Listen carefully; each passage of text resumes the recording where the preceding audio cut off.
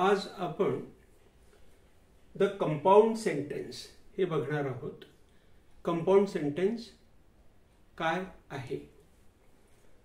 Compound sentence हे फुल of to और मोर independent clauses, म्हणजे कंपाऊंड सेंटेन्स मध्ये दोन किंवा दोनपेक्षा जास्त स्वतंत्र क्लॉजेस आलेले असतात, जे स्वतंत्र दोन वाक्ये आलेले असतात.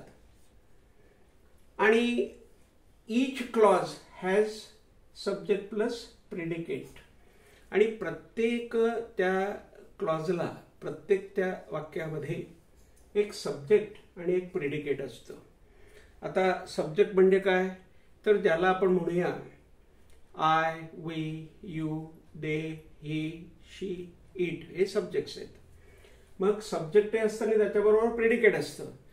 म्हणजे प्रेडिकेट म्हणजे काय, तर कर्ता आणि कर्त्याच्या नंतरचा भाग, म्हणजे कर्ता, मग कर्म, मग ज्यादा शब्द किंवा मॉडिफायर इत्यादी.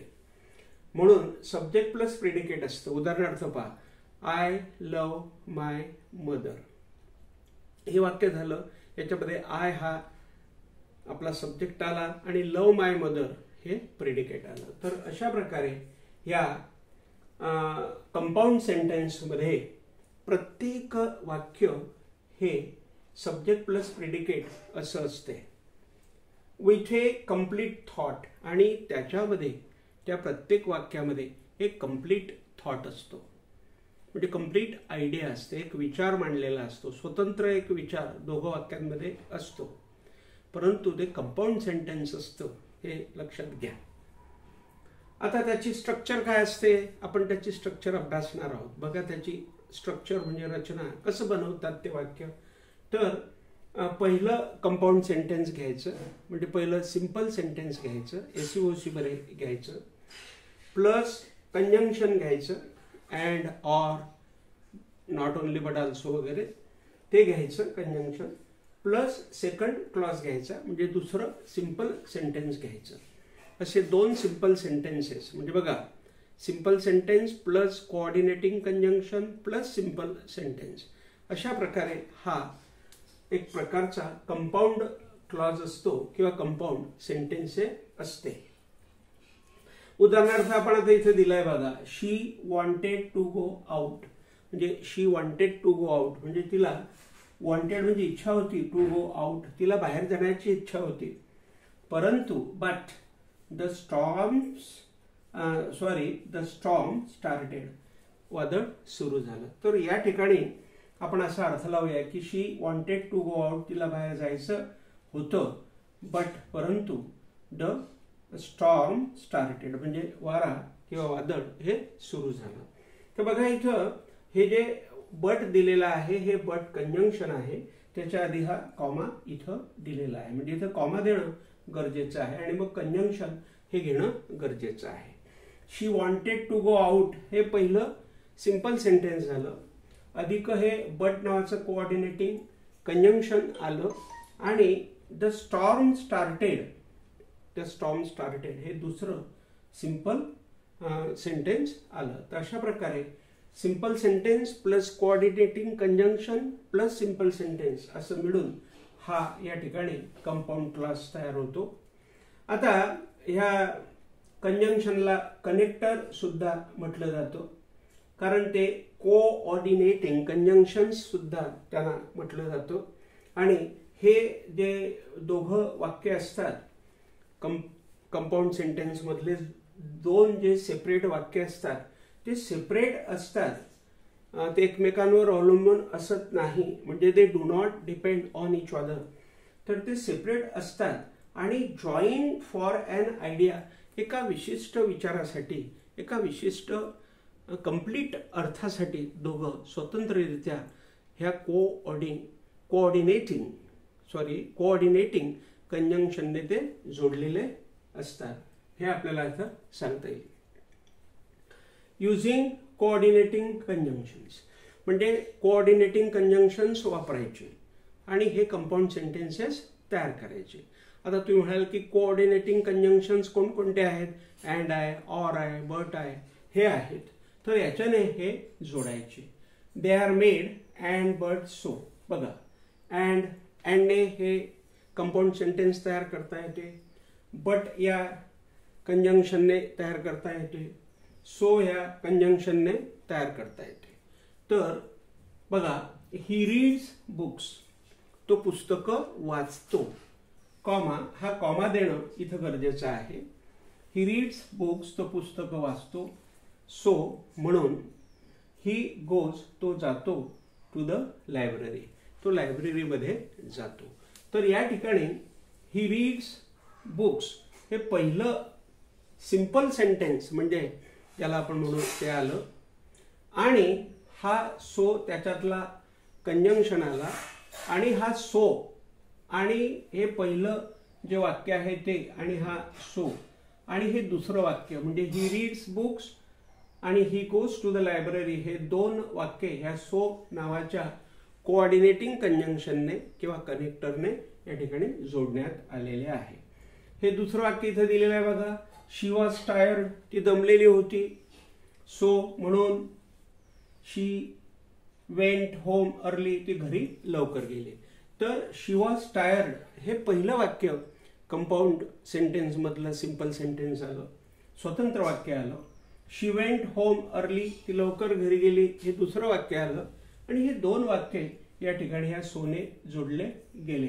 इथं कॉमा देणं गरजेचं आहे.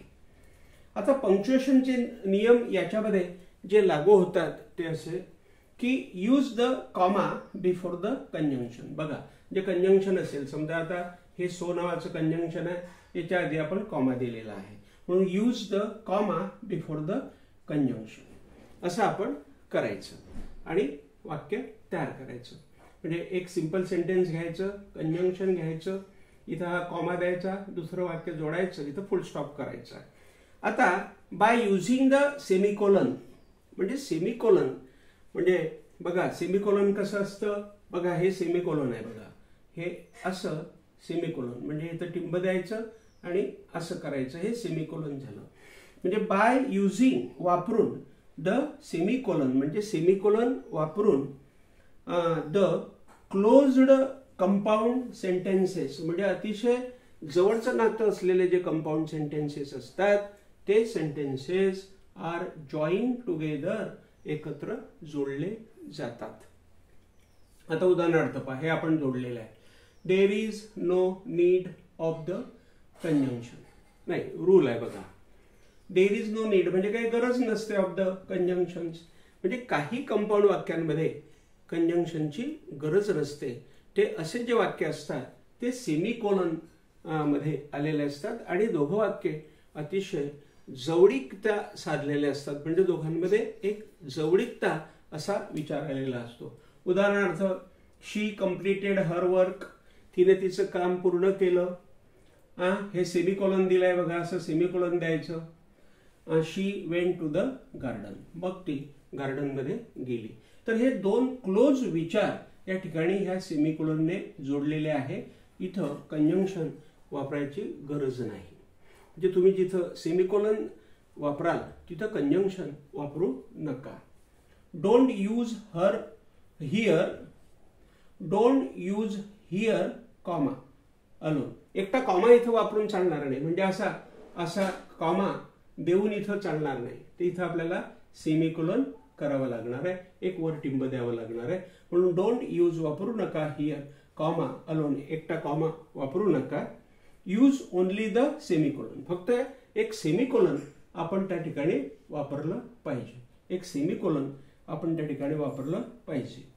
नंतर बाय युझिंग, लक्षात घ्या, by using a semicolon with conjunctive adverb, म्हणजे जे कंजंक्टिव्ह ॲडव्हर्ब असतात की जे कंजंक्शन म्हणून ॲडव्हर्ब म्हणून आलेले असतात त्यांच्या सोबत एक सेमिकोलन वापरलं जातं. बघा, आता ही प्रॅक्टिस्ड म्हणजे त्याने प्रॅक्टिस केली, सराव केला. अ लॉट म्हणजे खूप.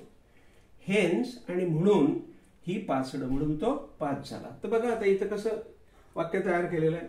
ही प्रॅक्टिस्ड अ लॉट म्हणजे पहिलं वाक्य आलं, इथं हे सेमिकोलन दिलेलं आहे, इथं हे कनेक्टर म्हणजे कंजंक्शन दिलेलं आहे की जे कंजंक्शन आपलं कंजंक्टिव्ह ॲडव्हर्ब आहे आणि हे दुसरं वाक्य या ठिकाणी त्याला जोडलेलं आहे आणि मध्ये हा कॉमा दिलेला आहे. तर अशा प्रकारे हे आपण करू शकतो. Use the semicolon before and comma after the conjunctive adverb. Hence, ह्या हेन्सच्या आधी आपण हा सेमिकोलन द्यायचा आहे आणि ह्या कंजंक्शनच्या नंतर आपण हा कॉमा द्यायचा आहे आणि हे दुसरं वाक्य या ठिकाणी तयार करायचं आहे, ते त्याला जोडायचं आहे.